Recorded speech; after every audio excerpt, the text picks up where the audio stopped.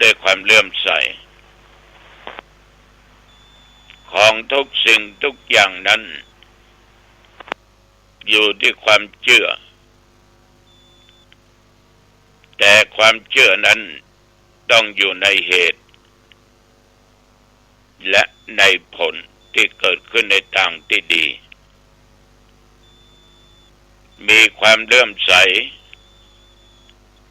ในสิ่งที่เราจะเชื่อถ้ามีความเลื่อมใสในสิ่งที่เราเชื่อมาผสมกันทั้งความเชื่อและเลื่อมใสก็จะเป็นสิ่งที่ดีเอาละต่อไปเอาก็มาบูชาพระรัตนตรัยว่าพร้อมๆกันไปเนอะอะระหังสัมมาสัมพุทโธภควาพระผู้มีพระภาคเจ้าเป็นพระอรหันต์ดับเพลิงกิเลสเพลิงทุกข์สิ้นเชิงตรัสรู้ชอบได้โดยพระองค์เองพุทธังภควันตังอภิวาเทมิข้าพเจ้าอภิวาทพระผู้มีพระภาคเจ้าผู้รู้ผู้ตื่นผู้เบิกบานกราบพระพุทธสวากขาโตภควตาธัมโมพระธรรมเป็นธรรมที่พระผู้มีพระภาคเจ้าตรัสไว้ดีแล้วธัมมังนัมมัสสามิข้าพเจ้านมัสการพระธรรมกราบพระธรรมสุปฏิปันโนภควโตสาวกสังโฆพระสงฆ์สาวกของพระผู้มีพระภาคเจ้าปฏิบัติดีแล้วสังฆังนัมมามิข้าพเจ้านอบน้อมพระสงฆ์กราบพระสงฆ์นะโมตัสสะภะคะวะโตอะระหะโตสัมมาสัมพุทธัสสะนะโมตัสสะภะคะวะโตอะระหะโตสัมมาสัมพุทธัสสะนะโมตัสสะภะคะวะโตอะระหะโตสัมมาสัมพุทธัสสะพุทธังสรณังคัจฉามิธัมมังสรณังคัจฉามิสังฆังสรณังคัจฉามิตุติยัมปิพุทธังสรณังคัจฉามิตุติยัมปิธัมมังสรณังคัจฉามิตุติยัมปิสังฆังสรณังคัจฉามิตติยัมปิพุทธังสรณังคัจฉามิตติยัมปิธัมมังสรณังคัจฉามิตติยัมปิสังฆังสรณังคัจฉามิกิตติปิโสภควะอะระหังสัมมาสัมพุทโธวิชชาจารณะสัมปันโนสุขโตโลกวิทูอนุตตโรปุริสธรรมสารถิสัทธาเทวมนุษย์สานังพุทโธภควาติยันตุนิมิตังอวะมังคลัญญา โยจัมปนาโพสกุณัสสะสัตโตปะปักขะโหตุสุปินังอะกันตังพุทธานุภาเวนะวินาสเมนตุสวากขาโตปะคะวะตาธัมโมสันติติโกอาคาลิโกเอกิปัสสิโกโอปันนะยิโกปัจจตังเวทิตาโพวินยูหิติยันตุนิมิตังอวะมังคลัญจาโยจัมมานาโพสกุณัสสะสัตโตปะปักขะโหตุสุปินังอะกันตังธัมมานุภาเว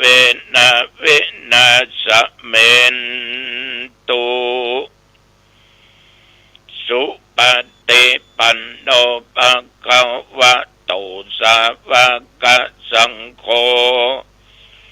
อุชุปฏิปันโนภะคะวะโตสาว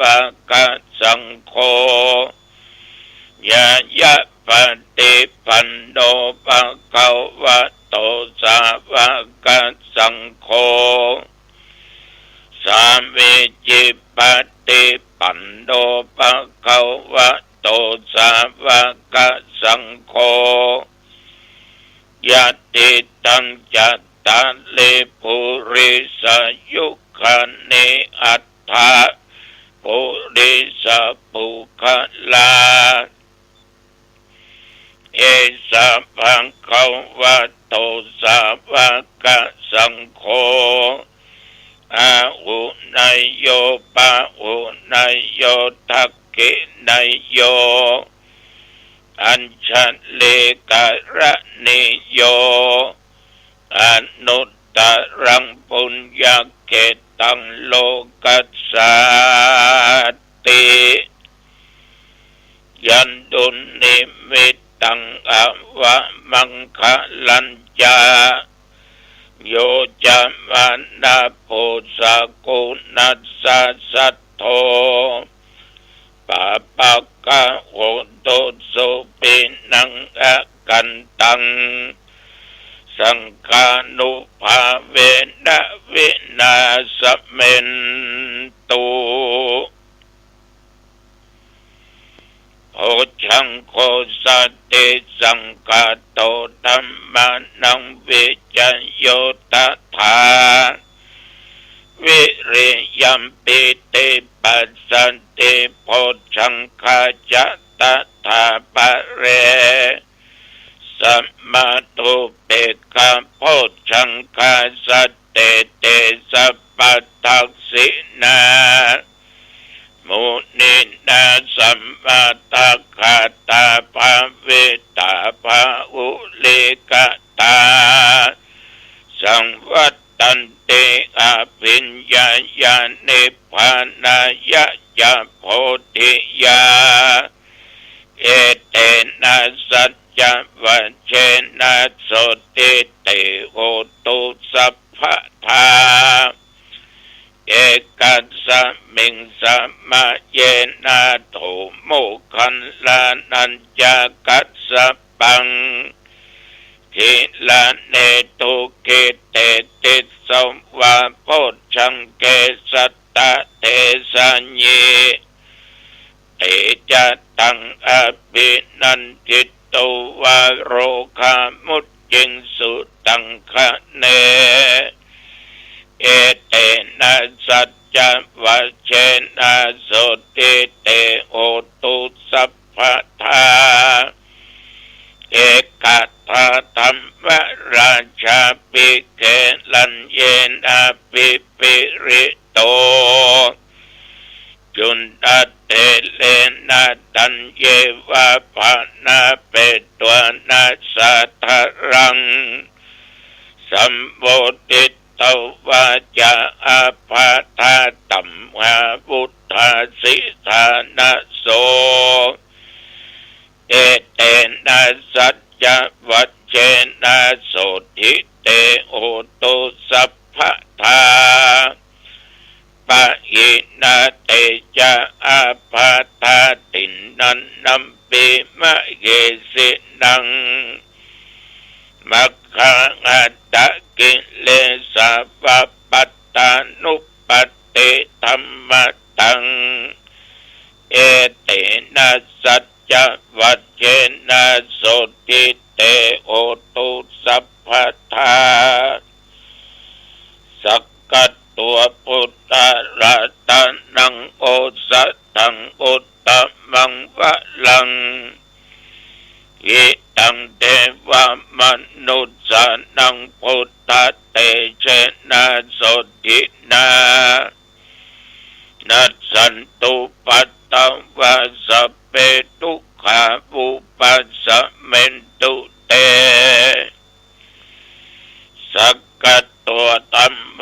รัตนังโอสัตถังอุตตมังวะลังปัลเลลาอุปัสสะมานังธัมมเตเชนะโสตินานัสสันตุปัตตวะสัพเพพญาวุปัสสะเมนตุเตสักกัตตัวสังขารตันนังโอสัตถังอุตตมังวะรังอาอุนัยยังปะอุนัยยังสังฆเตเชนะโสตินานัสสันตุปัตตวะสัพเพโรคาวุปัสสะเมนตุเตนัตติเมสรณังอัญญังพุทโธเมสรณังวะรังเอเตนะสัจจะวัจเจนะโอตุเตชะยะมังคะลังนัตติเมสรณังอัญญังธัมโมเมสรณังวะรังเอเตนะสัจจะวัจเจนะโอตุเตชะยะมังคะลังนัตติเมสรณังอัญญังสังโฆเมสรณังวะรังเอเตนะสัจจะวัจเจนะโอตุเตชะยะมังคะลังอัตถิอุณอัสสะวิจโยธัมโมโลเกอนุตตโรสัพพสัตตะเอตัตถายะตังตวังกันหาเกเตวะเตปริวัชเชละจะตันเตอมนุสสิกิปวะเกพยาเกนะเกวิเสปุเตอาการละมรันเนนะวาสัพพัสสะมามรณะมุตโตตะปิตัวกาละมาริตังตัสเสวะอนุภาเวนะโหตุเตโวสุขิสัทธาสุตตะสิลังสัมมาทายะธัมมังสุจริตังจเร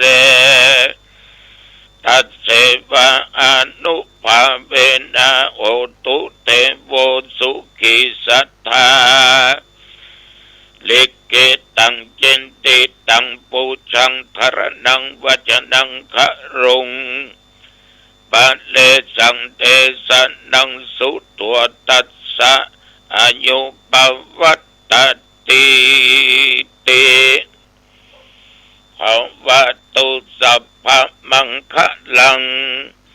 รักขันตุสัพเทวตา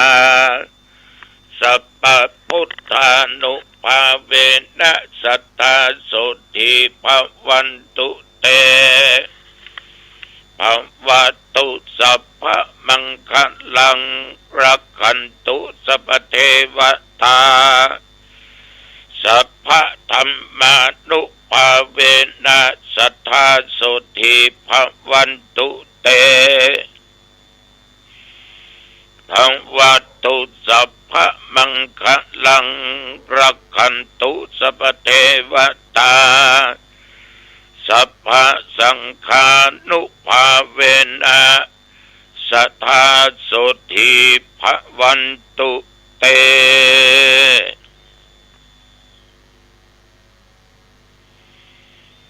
โดยบทพุทธานุภาพธรรมานุภาพสังฆานุภาพ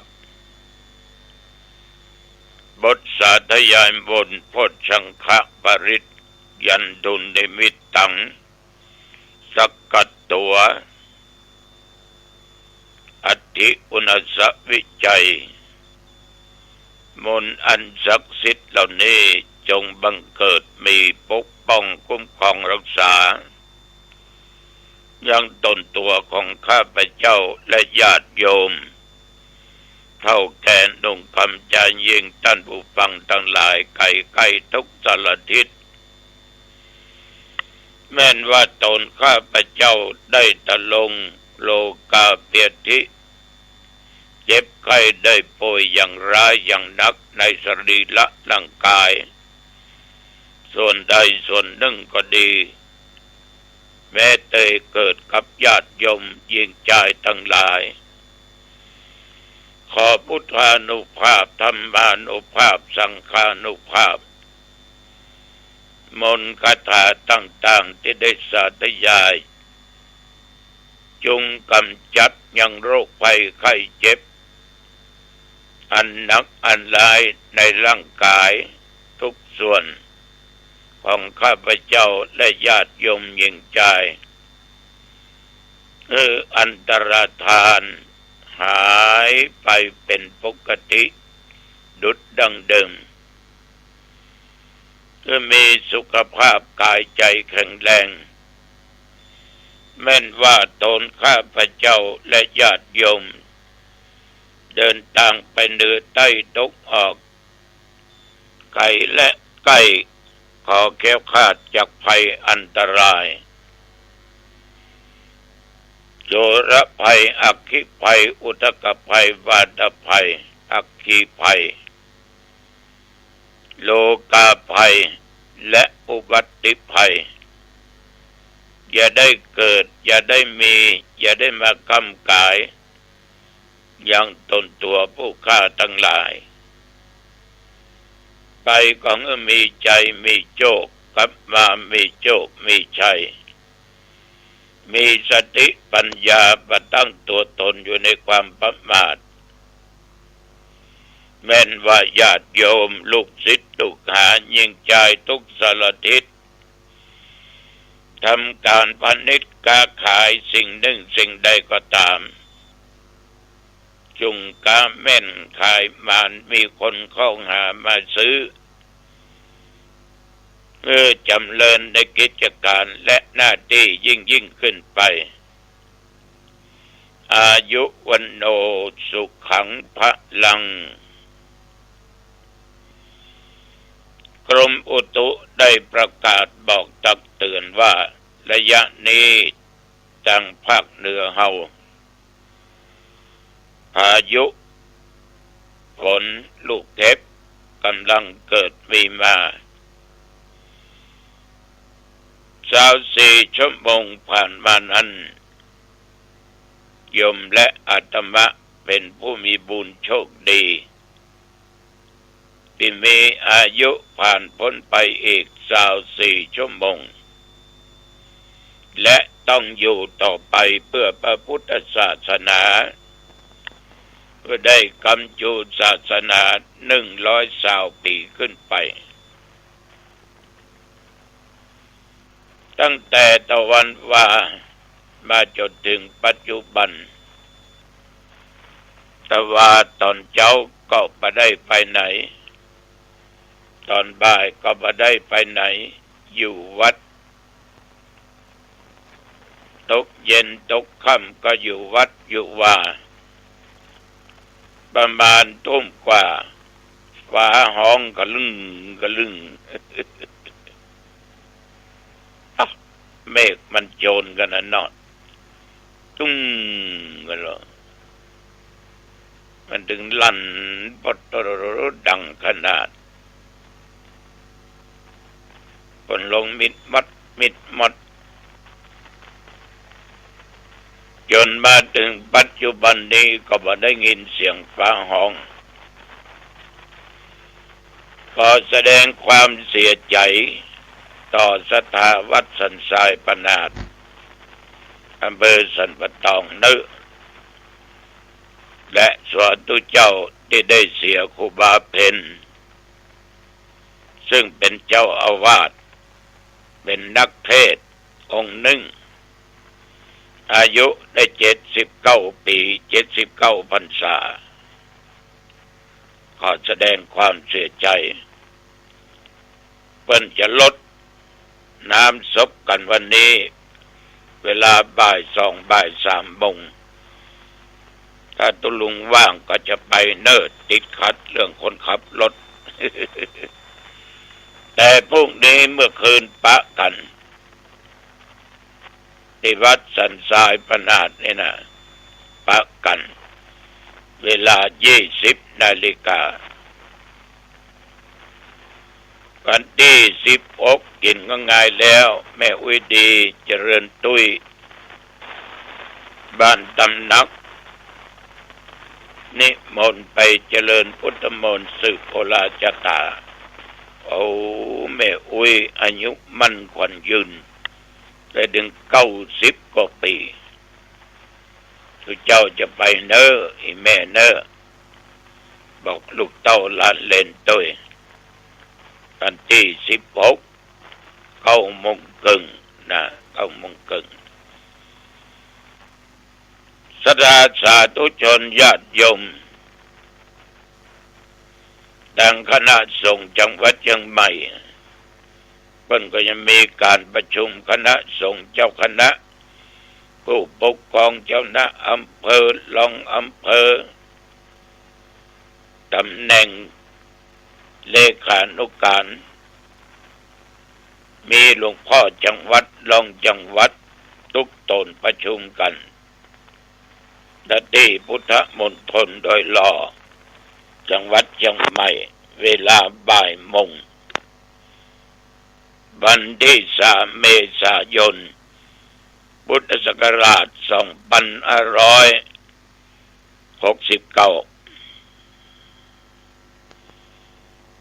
อยู่ถึงวันเนี่ยหายใจเข้าออกก็นับว่าเอายังมีบุญมีกรรมดีนักที่เอายังมีลมหายใจเข้าออกอยู่อย่างนี้ถ้าวันไหนวันใดลมหายใจมันหยุดก็หมายความว่าเราได้จากโลกนี้ไปฉะนั้นญาติโยมท่านผู้ฟังสร้างสิ่งที่เป็นสิ่งดีคือธรรมะมีในจิตในใจสิ่งที่เป็นอธรรมนั้นคือธรรมที่บดีมันจะพาเกิดผลบดีนำสัตว์ทั้งหลายเนี่ยไปสู่อบายภูมิได้ส่วนธรรมะที่เป็นธรรมะอันดีอันประเสริฐนั้นมันนำเอาไปสู่แห่งความสุขเมื่อหมดลมหายใจก็ไปสู่สุคติได้ความชั่วที่คนกระทำได้ตัวเองคนนั้นถ้าทำความชั่วเนี่ยบอกว่าตั้งกายตั้งวาจาตั้งด้านจิตใจญาติโยมมันจะมีความเศร้าหมองคนที่ทำความชั่วนั้นอยู่ที่ไหนเป็นกำกึศ พอใบหน้ามันก็ตึมแง้มเพราะจิตใจของมันนะมัวหมองเศร้าหมอง ฉะนั้นมันก็ปรากฏหูหันและสิ่งที่เราทำนั้นเอาก็ผ่านมาว่าเป็นสิ่งที่บดีมันทำเมื่อเกิดทุกข์แล้วเราจะไปทำมันอย่างความชั่วที่เกิดจากการกระทำของเราดังกายตั้งวาจาตั้งด้านจิตใจหูว่ามันเป็นทุกข์หูบดีก็อย่าทำหูว่าสิ่งใดดีก็ขอทำสิ่งนั้นศรัทธาสาธุชนญาติโยมสุทธิอสุทธิปัจจตังความบริสุทธิ์และความบริสุทธิ์เป็นของเฉพาะตัวตนคนใดทำก็จะรู้ว่าอันใดบริสุทธิ์อันใดบริสุทธิ์นายโยอันยังวิโสทะเยติคนอื่นจะทำเอาบริสุทธิ์บ่ได้ความดีความชั่วเช่นเดียวกันญาติโยมจะบ่มีภัยทำเอาได้นอกจากเอาทำมันเอาไปค้าไปขาย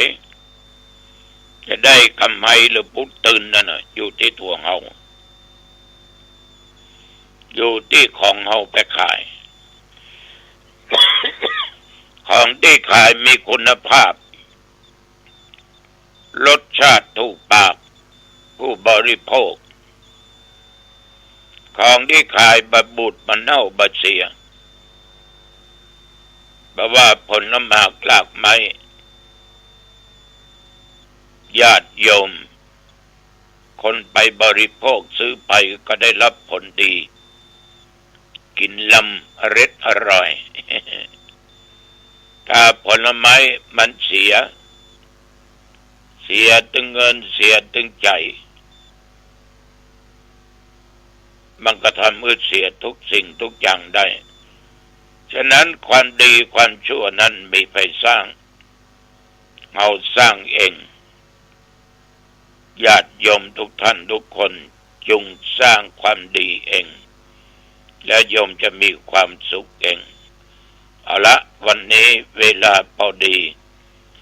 อายุวันโนสุขังพลังพบกันใหม่โอกาสหน้าเจริญพร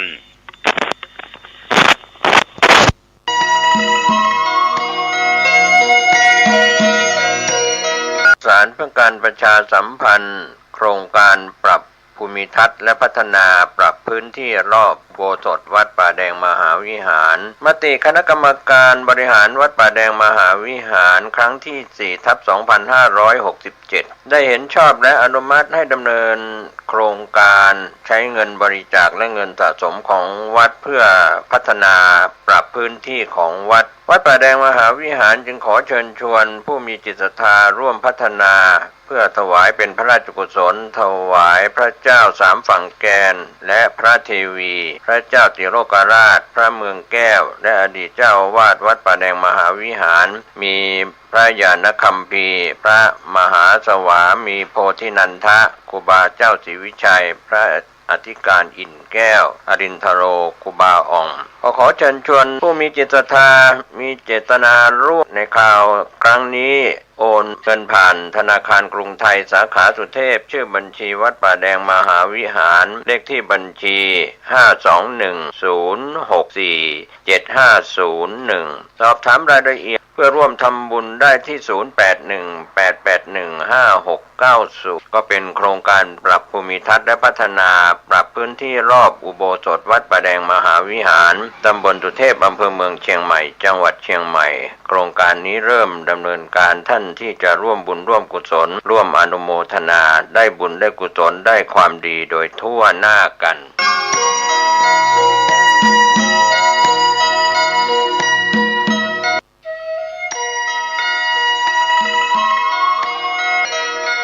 ข่าวสารเพื่อการประชาสัมพันธ์ขอเชิญชวนนักศีลนักบุญในคราวครั้งนี้นำปัจจัยบูรณวิหารเสาหน้าซุ้มประตูหน้าต่างทาสีรอบอาคารรูปปั้นพญานาคให้แล้วเสร็จต่อไปปัจจุบันมีพระครูประภัชชัยคุณเป็นเจ้าอาวาสวัดชัยสถานป่าเศร้าน้อยเจ้าคณะตำบลสันปุเรยเขต 2ท่านสามารถติดต่อสอบถามรายละเอียดและร่วมทำบุญได้ที่0876572276 0876572276ณวัดชัยสถานป่าเศร้าน้อยตำบลสันปุเรยอำเภอดอยสะเก็ดจังหวัดเชียงใหม่ได้บุญได้กุศลได้ความดีได้อนุโมทนาโดยทั่วหน้ากัน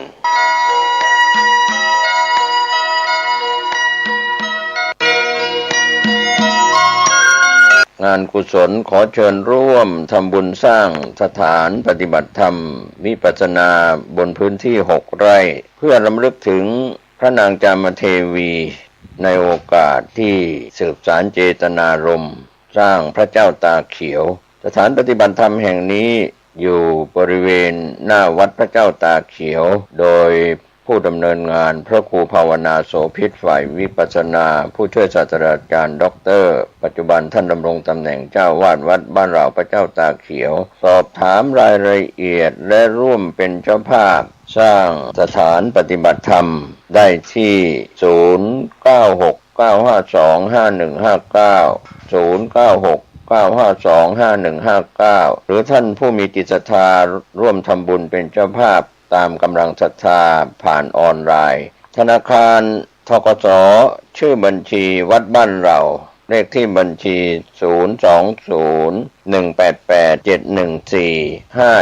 020188714571ก็เป็นการ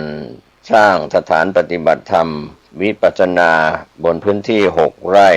หน้าวัดบ้านเราพระเจ้าตากเขียวก็เป็นการสืบสานเจตนารมณ์พระนางจามเทวีจากยุคอดีตจนถึงปัจจุบันท่านร่วมบุญร่วมสร้างสถานปฏิบัติธรรมวิปัสสนากรรมฐานได้บุญได้กุศลอันยิ่งใหญ่ขอเชิญท่านร่วมตามกำลังศรัทธาโชคดีกับการสืบสานเจตนารมณ์พระนางจามเทวีในคราวครั้งนี้ได้บุญได้กุศลได้ความดีโดยทั่วหน้ากันสวัสดีครับท่านผู้ฟังที่เคารพวันนี้ผมเกษตรเพชรสำริดบรรณาธิการข่าวก้าวหน้านิวกับการทำหน้าที่รายงานข่าวที่เกี่ยวข้องกับพุทธมณฑลจังหวัดเชียงใหม่ปัจจุบันพุทธมณฑลจังหวัดเชียงใหม่ตั้งอยู่บนที่ดินราชพัสดุ190 ไร่ณบ้านโทกเสือตำบลดอยหล่ออำเภอดอยหล่อจังหวัดเชียงใหม่ก่อตั้งขึ้นตามดำริของพระเดชพระคุณพระเทพมังคลาจารย์เจ้าคณะจังหวัดเชียงใหม่วัดท่าตอนผ้ารามหลวงพร้อมคณะสงฆ์จังหวัดเชียงใหม่ทุกอำเภอทุกตำบลทุกหมู่บ้านพร้อมด้วยส่วนราชการและหน่วยงานต่างๆพร้อมเพรียงรวมไปถึงพี่น้องชาวพุทธโดยทั่วไปการก่อตั้งถือว่าเป็นศูนย์กลางการจัดกิจกรรมทางศาสนาแหล่งเรียนรู้และปฏิบัติธรรมของภาคเหนือตอนบนโดยมีการประชุมขับเคลื่อนโครงการในช่วงเดือนกันยายนพุทธศักราช 2566 ที่ผ่านมาประวัติความเป็นมาและความสำคัญที่ตั้งของพุทธมณฑลจังหวัดเชียงใหม่พื้นที่บ้านโทกเสือหมู่ที่18ตำบลดอยหล่ออำเภอดอยหล่อจังหวัดเชียงใหม่วัตถุประสงค์ข้อแรกเป็นศูนย์กลางการจัดกิจกรรมทางพระพุทธศาสนาในจังหวัดเชียงใหม่และกลุ่มภาคเหนือตอนบน 2. เป็นแหล่งเรียนรู้และสถานที่ปฏิบัติธรรมสำหรับพุทธศาสนิกชนการดำเนินงานคณะสงฆ์จังหวัดเชียงใหม่ร่วมกับฝ่ายบ้านเมืองประกอบด้วยสสและผู้นำท้องถิ่นอำเภอดอยหล่อได้ประชุมเพื่อจัดตั้งและวางแผนการก่อสร้างโดยมีพระเดชพระคุณพระเทพมังคลาจารย์เจ้าคณะจังหวัดเชียงใหม่เป็นประธานในการดำเนินการพร้อมคณะสงฆ์จังหวัดเชียงใหม่ทุกอำเภอนอกจากนั้นก็มีส่วนที่รำลึกนึกถึงพุทธมณฑลจังหวัดเชียงใหม่ ถือว่าเป็นประเภทที่พักสงฆ์ตั้งอยู่ตำบลดอยหล่ออำเภอดอยหล่อจังหวัดเชียงใหม่ก็เป็นไปในจุดสตาร์ทเริ่มต้นจากกันยายน 2566 จนถึงปัจจุบันก็มีความเรียกว่าคืบหน้าก้าวหน้าไปมากทีเดียวเพราะฉะนั้นท่านที่จะมีส่วนร่วมโดยเฉพาะคณะสงฆ์จังหวัดเชียงใหม่ทั้ง25อำเภอหน่วยงานราชการฝ่ายบ้านเมืองมีผู้ว่าราชการจังหวัดเชียงใหม่และทุกอำเภอในพื้นที่ของจังหวัดเชียงใหม่องค์กรปกครองส่วนจังหวัดเชียงใหม่องค์กรปกครองส่วนท้องถิ่นระดับเทศบาลเมืองเทศบาลตำบลองค์การบริหารส่วนตำบลก็จะได้ร่วมด้วยช่วยกันสร้างพุทธมณฑลจังหวัดเชียงใหม่จนบรรลุตามวัตถุประสงค์สำเร็จจะสำเร็จโดยไม่ช้าถ้าได้รับความร่วมมือจากทุกท่านทุกฝ่ายทั้งพุทธจักรฝ่ายวัดวาอารามคณะสงฆ์จังหวัดเชียงใหม่พลังแห่งความสามัคคีพร้อมกับพลังแห่งอาณาจักรคือจังหวัดเชียงใหม่และฝ่ายบ้านเมืองร่วมด้วยช่วยกันก็จะเป็นความสำเร็จอันยิ่งใหญ่ท่านที่จะมีส่วนร่วมโดยเฉพาะคณะสงฆ์จังหวัดเชียงใหม่คณะสงฆ์ระดับอำเภอ25อำเภอและฝ่ายบ้านเมืองของจังหวัดเชียงใหม่และจังหวัดใกล้เคียงท่านสามารถสอบถามและร่วมบริจาคได้ที่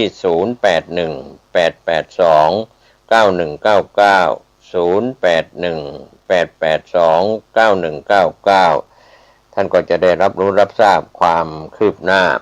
จากพระเดชพระคุณพระเทพมังคลาจารย์เจ้าคณะจังหวัดเชียงใหม่ผู้ริเริ่มก่อสร้างพุทธมณฑลร่วมกับคณะสงฆ์จังหวัดเชียงใหม่ทุกอำเภอและหน่วยงานทางราชการว่ามีความคืบหน้าอย่างไร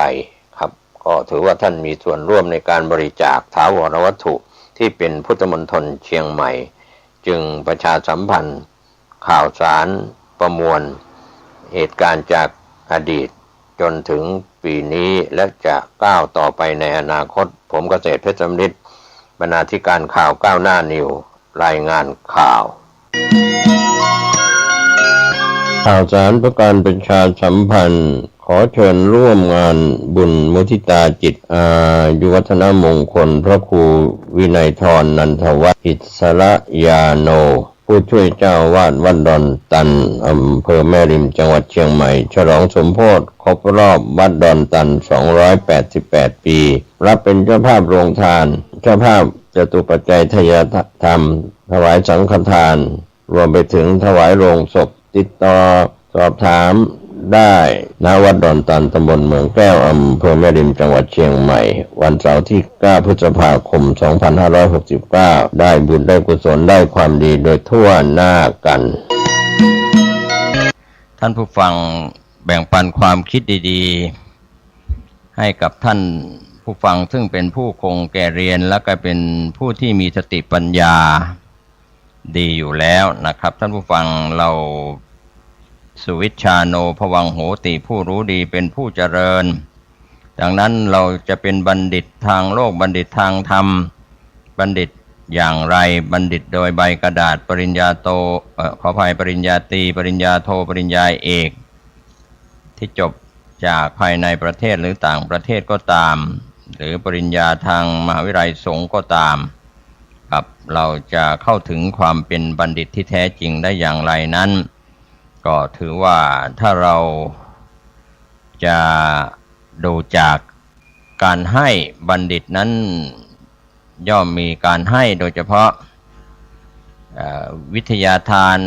บัณฑิตภายนอกในมหาวิทยาลัยหรือสถาบันการศึกษาระดับต่าง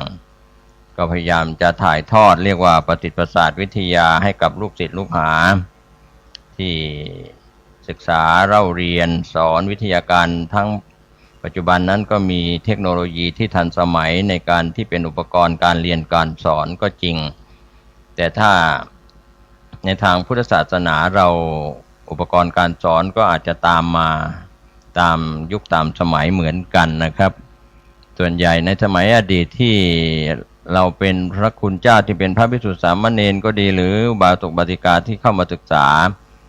ตามวัดวารามต่างๆอุปกรณ์การเรียนการสอนก็อาจจะน้อยอาจจะ เรียกว่ามีไม่มากนะครับที่ในส่วนของการศึกษาในวัดนะครับเดิมโรงเรียนที่เปิดสอนลูกหลานของเราก็จะเป็นโรงเรียนวัดมีคำว่าโรงเรียนวัดปัจจุบันโรงเรียนวัดคำว่าวัดค่อยๆหายไปก็ไม่เป็นไรก็ถือว่าตั้งอยู่ในวัดก็มีพระคุณเจ้าอยู่ใกล้ชิดกับเด็กๆที่มาเรียนที่โรงเรียนวัดก็ระดับที่ขึ้นอยู่กับกระทรวงศึกษาธิการหรือหน่วยงานที่เกี่ยวกับทางฝ่ายบ้านเมืองครับก็ยังมีหลงเหลืออยู่บ้างแต่หลายโรงเรียนวัดหลายแห่งก็ถูกยุบไปรวมกันเพราะว่าเด็กที่จะเรียนนั้นมีน้อยนะครับก็ในส่วนที่เราจะมาเป็นบัณฑิตทางธรรมที่เราจะใช้ศัพท์ว่าสุวิชชาโนภวังโหติผู้รู้ดีเป็นผู้เจริญนั้นจะรู้อะไรจะทำอะไรจะปฏิบัติอะไรแล้วจะเจริญก้าวหน้าตามทำนองครองธรรมครับก็เป็นเรื่องที่เป็นไปตามคำสอนขององค์สมเด็จพระสัมมาสัมพุทธเจ้าก็มีหลักการที่สอนไว้ให้กับพวกเราพุทธบริษัททั้งยุคสมัยอดีตพุทธกาลจนถึงปัจจุบันการให้ต้องให้ที่ถูกกาลเวลาการให้ธรรมะก็ดีการที่จะโปรดเวนยสัตว์ของ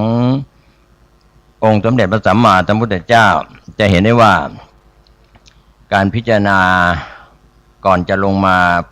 ในสมัยที่เป็นพระโพธิสัตว์ก็พิจารณาการเวลาว่าเวลาไหนที่จะลงมาบังเกิดพระโพธิสัตว์จะมาประสูติการมาปฏิสนธิครับก็พิจารณาว่ามนุษย์ในสมัยนั้นถ้ามีอายุต่ำกว่า100 ปีก็ถือว่าคนใจบาปหยาบช้านะครับก็จะสอนกันยากที่เป็นบัณฑิตมีน้อยมากกว่าคนพาลเรียกว่ามีคนพาลมากกว่าบัณฑิตนะครับก็ถือว่าสอนยากถ้าเป็นยุคกาลียุคอย่างในยุคปัจจุบันนะครับเราก็อย่าหวังอะไรกันมากนะครับคนพาลมีสัดส่วนเปอร์เซ็นต์เรียกว่าคนโกงบ้านโกงเมืองคนพาลชนคนชั่วก็จะมากขึ้นหนาแน่นขึ้นผิดศีลเรามีโครงการรณรงค์รักษาศีล 5กันในปัจจุบันก็ทวนกระแสเหลือเกินเหมือนเข็นคกขึ้นดอยขึ้นภูเขาเหมือนเราขับรถขึ้นดอยสุเทพดอยอินทนนท์ดอยต่างๆมันก็ฝืนความรู้สึกนะครับเพราะว่าบางอย่างก็